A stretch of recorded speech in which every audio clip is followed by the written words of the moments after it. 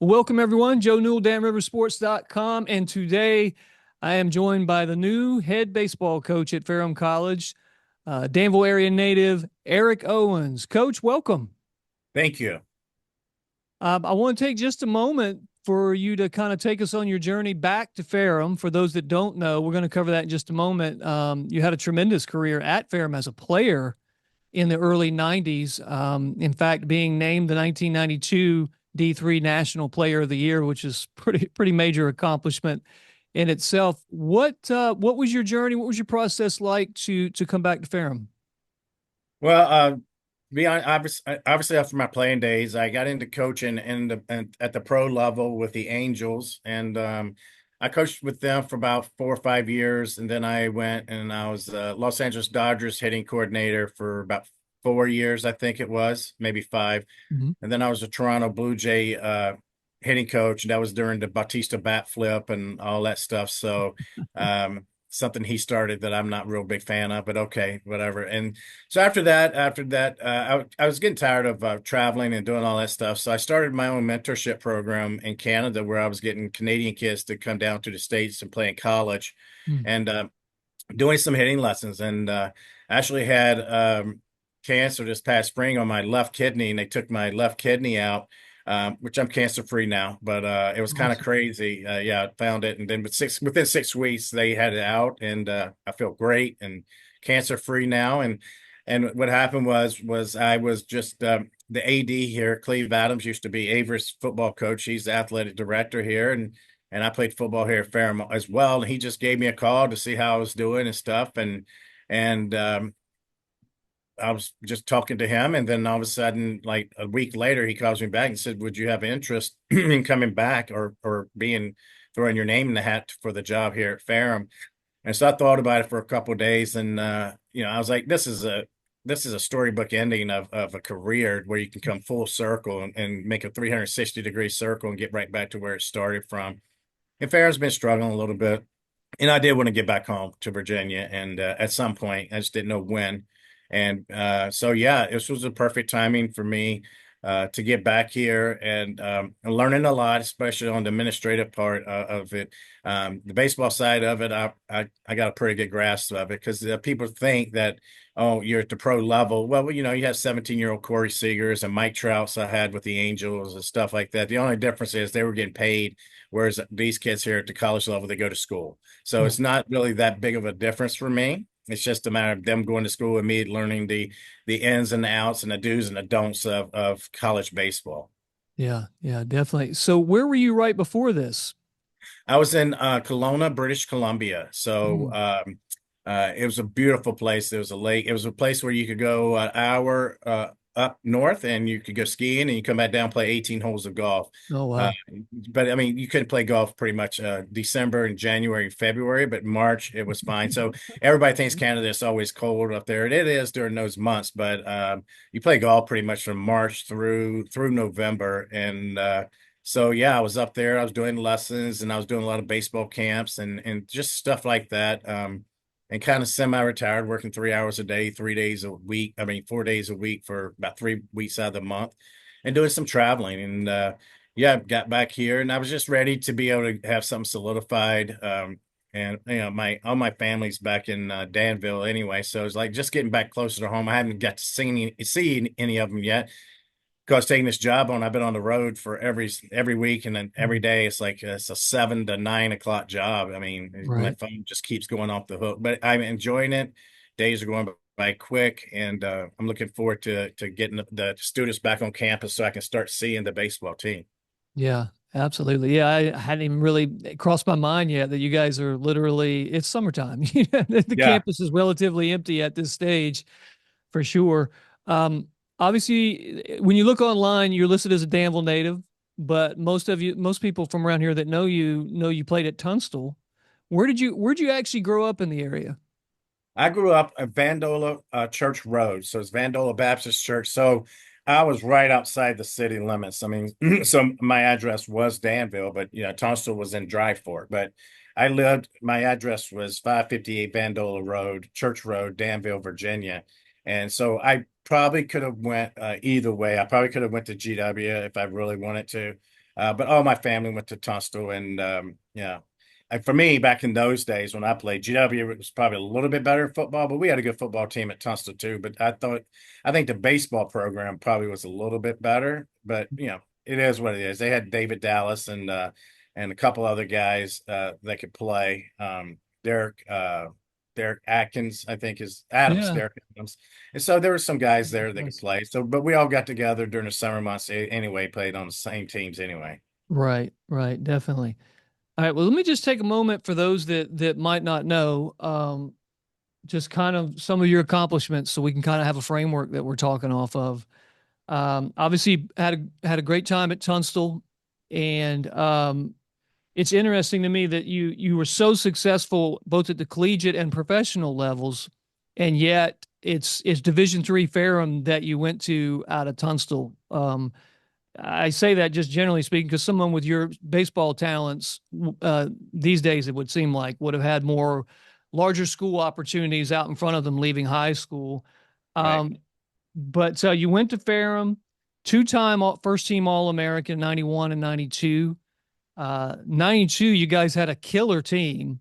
Yeah. Started the season ranked number 2 nationally. You guys, I think, from what I'm reading online, 25-0 to start the year and finished 34-5. And you were named the D3 National Player of the Year that year. And then the following year in 90, or right around the same time, you get drafted in the 4th round by the Reds. What was two things real quick? What was the process like for you in choosing Ferrum coming out of high school, and what was the next process like leaving Ferrum and being drafted by the Reds? Okay. Well, actually, I was recruited much heavier in football at Tunstall than I was in And base. at what position were you being I played recruited at football? quarterback. At play I was quarterback. quarterback. Okay. Yeah. I think I was second team all state or something like that. So, um, the thing was, is coming out of Tunstall, I was 6 foot, 160 pounds, pretty much coming out of Tunstall. And so I went to Lewisburg Junior College for that fall. Mm, And because I could always run a little bit. And Roy Clark, scout, told me, he said, let's get you into junior college. You might get drafted right after that. Because I went to a couple of tryout camps that did really well. hmm And so I went to Lewisburg Junior College and I played in the fall there. And then the coach came out and told me at the end of the fall that you're not Russ Frazier was his name is that I wasn't going to be able to play for him. He had another kid coming in for the next semester, even though mm, I did really well in the fall. I was the MVP of the last fall tournament, and so I was like, oh, okay. And I was like, you know what? Then I might as well just go play football and baseball. And Ferrum had already recruited me a little bit for both, and they told me I could play both. So that was kind of how I was like, you know what? Then my dad was like, yeah, if you want to go play at Ferrum, which is only like an hour and 10 minutes away from Danville. I mean, it was like yeah. they'll see me during football season and baseball season. So, and we, it all came together. Me and Jeremy Hill, actually, our right fielder, was at Lewisburg. So we both transferred into Ferrum. And then we just had a killer teams. I mean, we were pretty daggone good. So Yeah. that's how it got to there. And then once I got drafted by the Reds, which still this day kind of bothers me because the Yankees had 2 picks. Their first pick was Derek Jeter, and then they had a 4th round pick, and they always picked right after Cincinnati. Okay. They picked after Cincinnati. Well, the scouts always told me after the fact, that they were going to pick me and turn me into second base. So I always thought about the career I could have had with me and Derek Jeter, opposed to the other way. But it all worked out at the end of the day. And I got drafted in the 4th round and off to Billings, Montana to rookie ball. And yeah, it was eye-opening because I wasn't used to seeing 90, 95 miles an hour every day. But, you Right. got used to it after a while. And then it's just like getting to college. Once you get to college, no one really cares what you did in high school. You got to compete and win that spot. And pro Right. ball is kind of the same way. It's you sign for a certain amount of money. That doesn't really mean anything. Nobody cares about that either. It's like you got to go out and produce. Right. So, you still seem like you moved through even it. All right, I love baseball, but I'm not going to say I'm super knowledgeable. But it seemed like back at that time, they took their time with players, moving them through the minor league system to get them to the major league level. And yet, even for you, it seemed like in that time frame, you moved fairly quickly through the Reds minor league system. Even did tremendous at AAA. I mean, you won the American Association MVP at AAA for the Reds, and then I guess you only got a couple of games before the end of that season at the major league level with the Reds before they brought you on full time. So you moved through really quick and got settled in with Cincinnati. What was it like when you got to Cincinnati? I believe in '95. Well, you made your debut in '95, but I think your Right. first full season was the next year. My claim to fame for myself is I led all of baseball in hitting that year. I was 2 for 2 at the big league level, and I just I, didn't. I just didn't. I didn't have the at bats to qualify, but I know still this day I led all of baseball in hitting that year. yeah, Uh, I did see that. Actually, I'm like, you can't bat 1,000. I mean, no one ever right. bats 1,000, but you did. So what happened that year is I got off to a great start in AAA, and they called me up and they told me I was going to be there, but for a couple of days they had a guy that was on a rehab assignment or whatever, and they needed the body. So they called me up and they were just rewarding me for what I'd done. And the funny thing about it is my parents from Danville came up to Indianapolis to watch me play for about a week.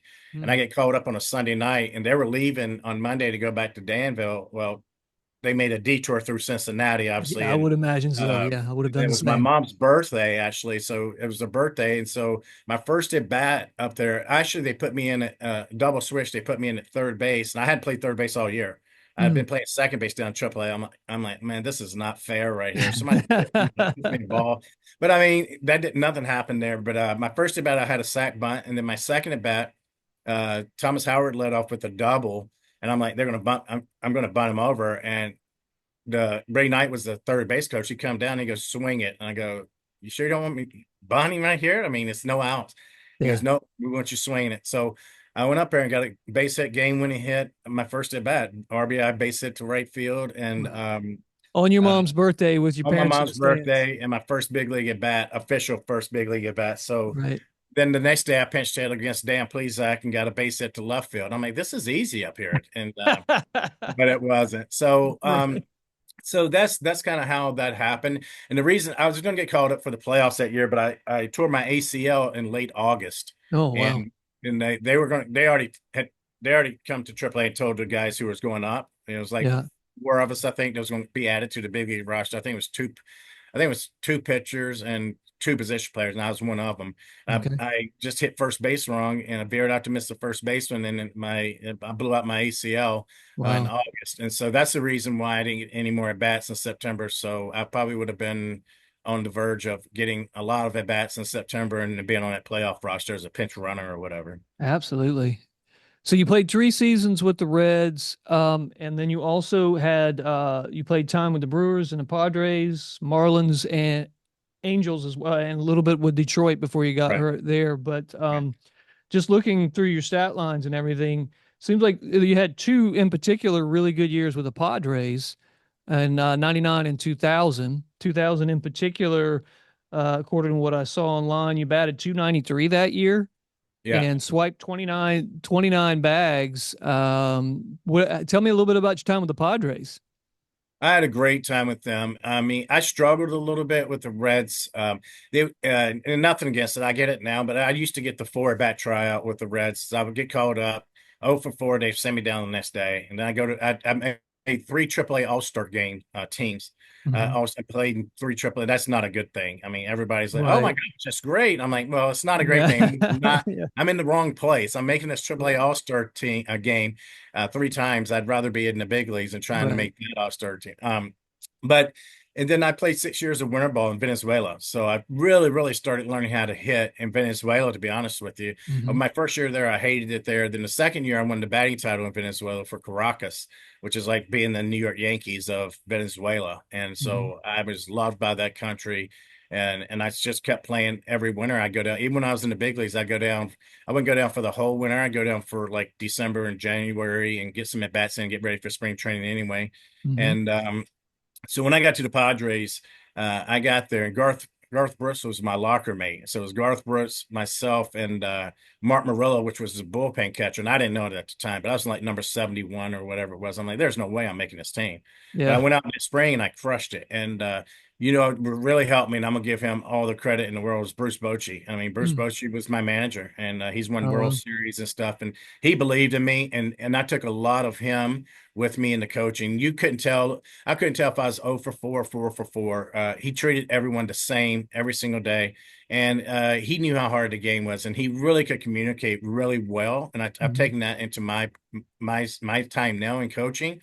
And Yep. Merv Bettman was a great hitting coach, so I had a really good supporting cast there, and I played a lot of positions for him, and I batted up and down that lineup. I'd lead off, I'd bat second, I'd bat third, I'd bat fifth. It just depends on who we were playing and what was going on. So he really jump started my career. Now there are some managers out there the old school ways. If you're not helping them, they don't want to talk to you or whatever because Right. their job's on the line. I get that now, but Bruce Bochy never thought of it that way. He treated all his players the same. So when your career wrapped up professionally as a player, it took off at professionally as a coach. You got your first looks like first coaching position professionally speaking with the Angels, and Right. then you mentioned and then you followed with the Dodgers and eventually made your way to Toronto.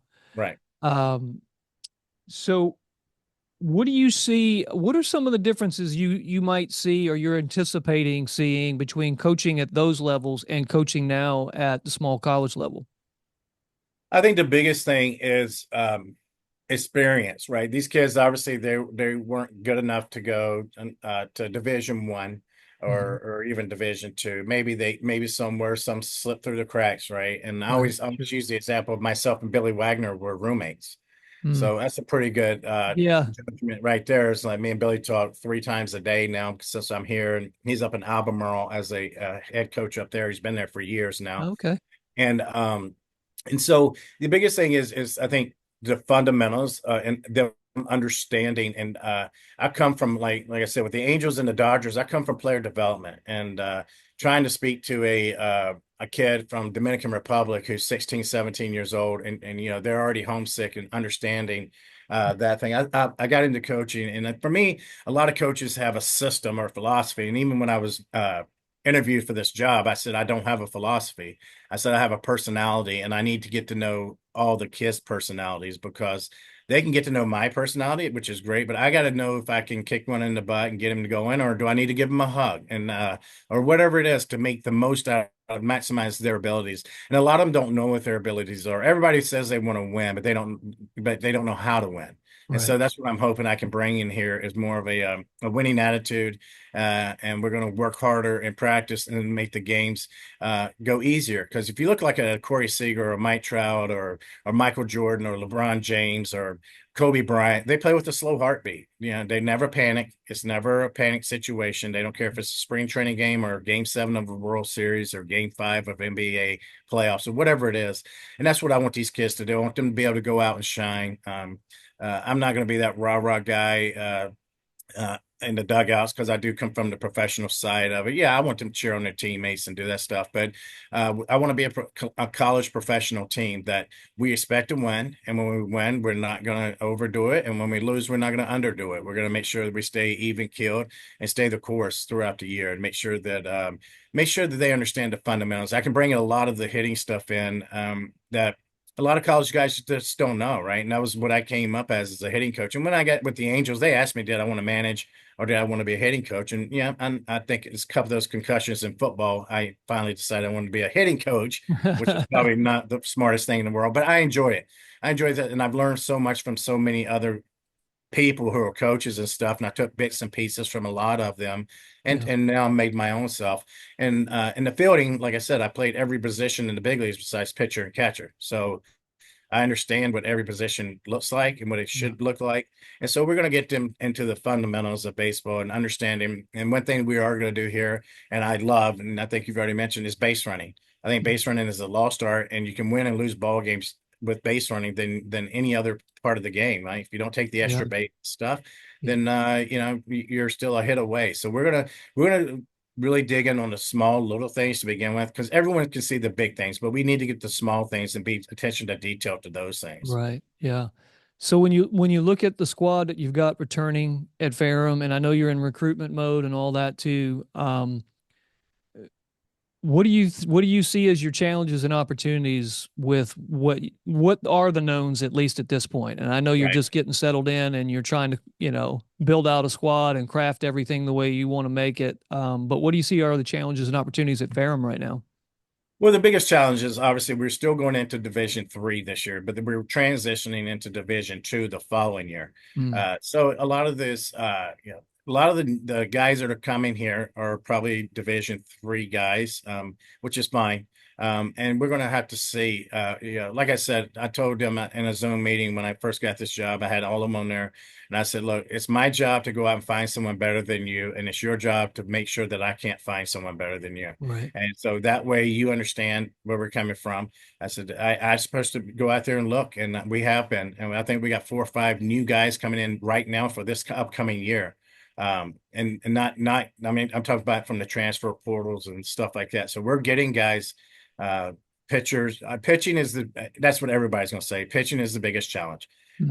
Yeah, I mean, that's pretty much everybody, but we really are challenged. I mean, they scored some runs last year, so but I think they made too many errors in the field that cost them games, and the pitching was a little bit not up to par. But they did Hmm. beat Lynchburg one game, which means that Lynchburg played for the Division 3 national championship game. Yeah. So the talent is here. I think we just got to get it to gel together and make sure, as Tommy Lasorda, the great Tommy Lasorda used to say, make sure everybody's pulling on the same end of the rope. If not, you're not going anywhere. You're stuck in the mud because if you had two people pulling on the same side on the other opposite sides of the rope, you're Mm. stuck in the middle and you're never going to make improvements. So we're gonna do that stuff. The challenging, yeah, it's just bringing in a more of a mental, passionate. And even when I'm doing recruiting now, everybody sends in videos and it looks great. And I'm going, well, yeah, we see all the great things that you're doing. It's like Right. Sports Center. You see all the home runs, but you don't see the guy hit the single that started the whole inning off. You see the three Right. run homer. So yeah, I told him, I said, I want to look you in the eye. And I want to see if you're a winner, and I want to see also if the passion is there, and is your heart in it. If your heart's not in it, then you're not going to be able to play for me because the way that I played is. I mean, I played like every game was my last game, and that's the only way that I knew how to play. I probably could have lasted a couple more years in the big leagues if I was just taking a little bit easier, but that's Yeah. not how you play the game of baseball. Right. You go out there to play for that day and for the name on the front of the shirt instead of the name on the back. And we're playing for Ferrum College. We're not playing for Eric Owens or anyone else. We're playing for Ferrum College. Mhm. So you mentioned a moment ago, and it's obviously something that every college head coach is wrestling with right now is like that balance now between the transfer portal and just recruiting kids right out of high school. Is that, I mean, how are you guys having to navigate that? What does that look like at this level? I know certainly at the higher levels, you get into D2, D1, or small D1s, whatever the case might be, that there's a ton of kids in the transfer portal these days, and in some cases they're proven commodities to some extent, right? They've been out, they've played Sure. and established themselves versus maybe somebody coming out of a Tunstall or Dan River or GW or whatever that's hasn't had that opportunity maybe yet to play against higher level competition. How are you guys navigating that kind of new conundrum, if you will, with the recruiting process? Well, I'll be honest with you. Coming from the pro side of it, it's just like um, when I was Dodgers hitting coordinator, we got Corey Seager. He was out of high school.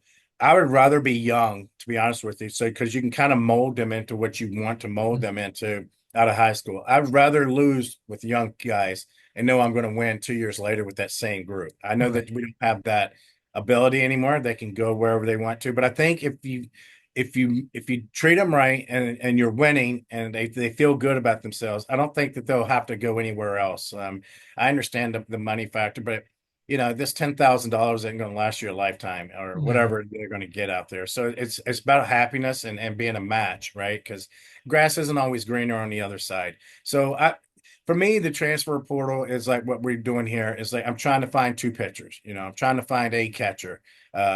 Stuff like that. It's like for me, I want to use it as where the holes that we need to fill Hmm. opposed to we can't there's no one there's not a third baseman high school third baseman that we feel that's out there that's ready to come in and contribute. Maybe Right. they're a year away, so you can go to the portal and get a guy who's got 2 years or 1 year, whatever. Yeah. But if we got a young shortstop out there from Tunstall High School, he's going to play shortstop for me. I'm not afraid to play the young guys. I want them to go out there and play and understand what we're about because they're going to buy in much quicker than a kid who's in the transfer portal. Uh, Right. you got to realize, why are they in a transfer portal? A lot of them, especially at the lower levels. I get the D ones if you want to go to Tennessee 1 year. So you almost got to treat it almost like a junior college, to be honest with you. It's like Yeah, if they're doing well, you can almost expect them leaving and right, you plug in that hole. But you're hoping that you got a good enough relationship with them that they would hang out and they'd want to see this thing through. right. Yeah, definitely. And you've touched on it a little bit already too. It's difficult. I mean, from player to player in the portal, I mean, how much eligibility do they have when they come to you? And to your point, if they have success, maybe they choose somewhere else, a year or so later. I think just me personally, I think that's something they're going to have to reform a little bit. It's just kind of become a little bit of the Wild West, whether it's NIL and collective monies or whether it's just transfer from school to school whenever you feel like it. Right. I Hopefully, think there definitely needs to be some boundaries on it. yeah, And I think there also needs to be, whatever, like you said, there needs to be a little bit. I mean, I'm all for them, for college kids to be able, I don't think that a University of Alabama deserves to get all the money that that football program brings into Alabama. Those kids do need to do it. But I mean, I think also there needs to be a governor, like you said, on it too. yeah, It's like, hey, you know, max is whatever the number is or whatever. So all these guys aren't going out there and getting 250, $500,000. It's like, you know, that's not the way it should be. I mean, it yeah, should be a cap, like, the top 10 guys, just like they do in baseball now in the draft. It's like the top guy, they rank him, the top guy gets this. And right, by the time you get down to the 6,000th kid that's in the transfer portal, I mean, you're looking at, $250 to transfer. Well, right.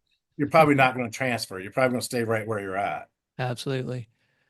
All right, couple things before we wrap up. I'd like to do is give us a sense then of what's your schedule like as a team, as a program between now and the beginning of the season. What kind of things are you guys doing? When are you really going full bore at, or maybe it never stops? Obviously, I know you got windows during the year where you got to Right. focus on recruiting and those types of things. But what does your schedule kind of look like between now and the beginning of the season?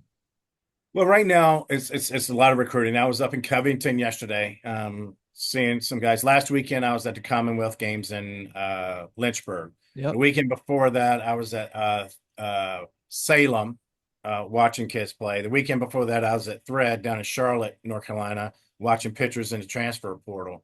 And so I would say between now and then, we're in late July. I think the kids come back on the 11th of August, so we're getting there to that point. In Division III, you can only practice a month during the fall. Now Mhm. that just means that doesn't mean you can't meet and see them. You just can't have bat and ball and on field, right? They can Mhm. go out there on the field, but I can't. But we can do it for a month, and we're coming out with a lot of great stuff right now. From the alumni, we're getting all the alumni are coming back. I mean, they're ready to roll. They're excited. I brought Abe Naff back as my assistant senior advisor. He comes in here every morning, and because he's been through it before, he was my coach, and he's been through it. And I wanted him to come back and be a part of Ferrum baseball because he built Ferrum baseball to what it is. Mhm. And so he's back with me, and so we're doing a lot of talking to people for raising money, fundraising. We're going to do a golf tournament on homecoming weekend for football. And bring back the alumni, all the All Americans. They'll be the celebrities. Try to get all the All Americans back to Ferrum, and we're gonna go play in a golf tournament and do that stuff. Me and Billy and Patrick Daly from Danville. He was an All American here. Me and him talk all the time now. And so we're really going to trying to bring the family back together. As far as the baseball goes, I'll meet with them once they get here in school, and then we'll lay down the law a little bit of what I expect out of them and what they can expect out of me. And so in the practices, we're going to practice. And I told them already, but this fall is going to be, hey, everybody comes in with a clean slate. I haven't seen you play. I mean, I've seen video, but I have not seen you play. I can't see your heart or your passion on a video. I Right. want to see what you're going to do. So we're going to do a lot of scrimmaging. And we're going to do a lot of fundamentals during our practice time. I got to get these guys on the same page during the fall. So when we're ready to go in the spring, we're not overcorrecting or underdoing something. And I don't believe in, we're going to go over bunt plays today and we don't, and a month later we don't do it till 2 months later or we mess up a bunt play. I think you can come up with a program, and that way the kids aren't going, well, we messed up a bunt, so now we're doing bunt defenses. I Right. think you kind of just set it out there and you kind of plan it out so that they understand that this is not punishment for you. this is just what we're going to do, and this is what we're about, attention to detail. And Right. yeah, we're going to do a lot of the base running stuff. I don't believe in running kids anymore, like just making them run laps and stuff like that, because you don't run laps in a baseball game. So if I'm gonna run them, and Yeah. you can still run them till their tongues are dragging on the ground. It's, hey, let's run bases so that you guys can get better at the base running, cutting corners and doing that. And that's how I'm going to run it. The pitchers can run poles and do that stuff. But that's just type of stuff that we're going to do. And between now and then, it's just trying to get everything in order. It's a lot of administrative, a lot of meetings, a lot of meetings stuff for me to go to and figure out. And thank goodness I got Chip Schaffner. He's been in the game about 30 years, the Mhm. pitching coach. So he's kind of taking a lot of the administrative stuff off my plate and trying to just let me concentrate on the alumni, trying to concentrate on uh, doing other things around here and going to meet people and trying to get people back in knowing Ferrum College baseball the way it was in the 90s and early 2000s and what it's been being. A lot of people have a sour taste in their mouth about Ferrum baseball. So I think by me coming back and being able to rejuvenate and try to get these kids going the right way, I think they got a faith in me because I mean, when you do produce a Corey Seager and a Mike Trout, not that it was just me, it was an organization. I think a community raises a player as well. I don't think it's just one guy that does that. But Mhm. the wins and losses go up underneath me. But I mean, the other stuff goes among the community. So we're really trying to get the community pumped up about it.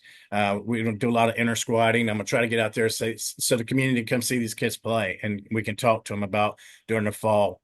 Come out and watch us. We're going to inter squad on Saturday morning or whatever.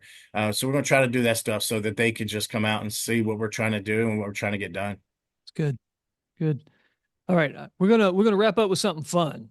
Okay. So we're gonna do when I do these interviews, I do something called favorites, and so we'll keep it along the baseball lines. Um, favorite growing up, let's just put it this way. Growing up, your favorite baseball team was Cincinnati Reds. Cincinnati Reds was your favorite team. Was there a Yes. player on there in particular that you just Rose. Pete Rose? Okay, well that makes sense. Everything that I've seen online about the way you played, the way you described the way you played, Pete Rose does make a ton of sense. I was Okay. actually in Atlanta the night he got his hitting streak broke. Oh, really? Okay. Yeah. And so I cried all night because he was my favorite player. And I thought I was a jinx. I thought I was the one that caused it. So Oh just a man, little more information. baseball players and their jinxes, man. Oh my goodness. All right. So, favorite baseball movie? Oh, good one. Um, I still like Bull Durham to this day. Okay. I like Bull Durham. Pretty classic there, and Yeah, they've done a lot to craft baseball in the Durham area as well, man. If you go down right. to a game there now, it's pretty special as well. All right, one more. If you're going to a stadium and they're just absolutely known for their hot dogs, what are you putting on it? Mustard, chili, and slaw.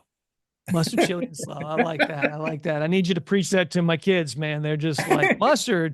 They're just not Yeah. mustard fan. I'm like, if you're eating a hot dog, man, it's gotta have mustard on it. Market Garden used to have the best hot dogs ever when I You are played. 100% accurate like And that. I we have a place up here in Ferrum that's called Bowling's Hot Dogs, and they're renowned too. So, Are they really? yeah, Okay. so Market Garden hot dog. Oh, I still miss those days, Market Garden hot Oh dogs. man, I can remember that whether we were playing or whether we were just there to watch my Right? brother or whatever. It's like my parents just knew, right? You better come to the ballpark at Market Garden with money in your pocket because the kids are gonna beg you to go down, and they liked them too. And yeah, I think the whole city thought those were the best hot dogs you could get. I just remember going down there getting a couple of hot dogs, a zero bar, and Yes. I don't know, probably a mellow yellow or something at that stage. Yeah. I don't remember what it was, or a sun drop, something like that. But Right. well, hey, Coach, I want to say thank you again for coming on. Oh, you're welcome. And hey, send me when you get a chance your fall schedule. Even if you guys are doing something intra squad or whatever that you want some promotion on, I'd love to come and just check, see what's going on. Absolutely. Please come. Um, and we'll definitely be out in the spring too. We'll come out and catch a game this coming spring is also. Absolutely. Thank you so much for having me. Oh man, it's been a pleasure. New Ferrum head baseball coach, everyone. Danville native Eric Owens. Coach, thank you so much, and we wish you guys all the best going forward this season. Thank you. Appreciate it. See you soon. All right, thank you, everyone. We'll see you on the website and on the YouTube channel as well. Thank you so much.